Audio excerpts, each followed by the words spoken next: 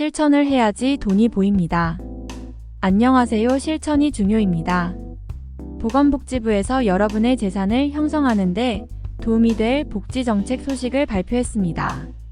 한 달에 30만원씩 받을 수 있는 유형, 한 달에 10만원씩 받을 수 있는 유형, 그리고 소득에 따라 10만원에서 30만원을 지원받을 수 있는 세 번째 유형까지.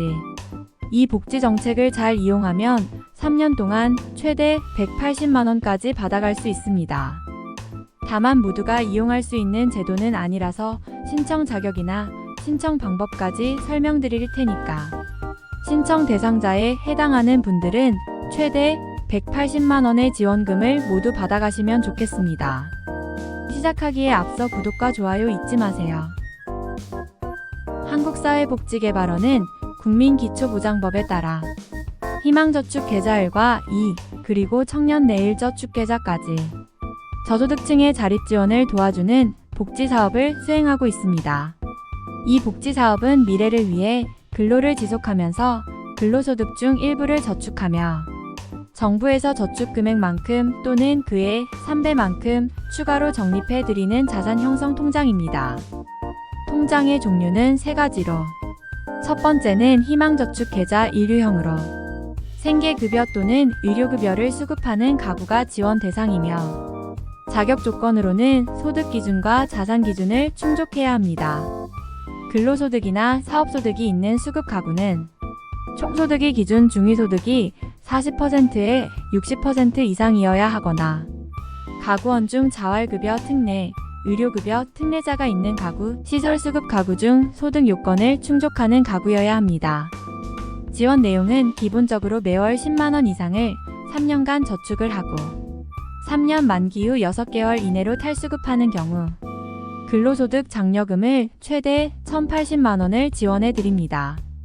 그러면 3년 만기 시 신청자가 저축한 360만원과 근로소득 장려금 1,080만원을 합한 1,440만원을 받아갈 수 있습니다.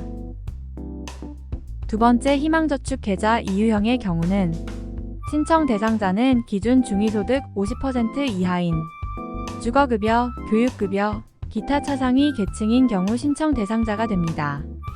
다만 현재 근로소득이나 사업소득이 있는 가구여야 하며 소득 기준은 기준 중위소득 50% 이하인 분들이 가입할 수 있으며 가입 이후에는 소득 상한 유지 기준 이내에 해당되면 지원금을 받아갈 수 있습니다. 지원 내용은 본인이 10만원을 저축하면서 3년간 근로활동을 지속하면 근로소득 장려금 360만원을 지원받을 수 있습니다. 그러니까 본인이 3년간 360만원을 저축하고 지원금으로 360만원을 받아서 총 720만원을 받아갈 수 있는 것입니다. 마지막 청년 내일 저축계좌는 근로빈곤층 청년이 수급자가 되는 것을 예방하기 위해 근로 중인 중간 계층 청년에게 자산 형성을 지원하는 자산형성 지원 통장입니다. 지원 대상은 만 19세 이상 만 34세 이하여야 하며 총 소득이 월 50만원 이상 월 220만원 이하여야 합니다. 그리고 청년이 속한 가구의 총소득이 기준 중위소득 100% 이하여야 합니다. 또한 가구의 총 자산은 도시별로 대도시는 3억 5천만원 이하, 중소도시는 2억원 이하, 농어촌에 거주하는 경우 1억 7천만원 이하여야 합니다.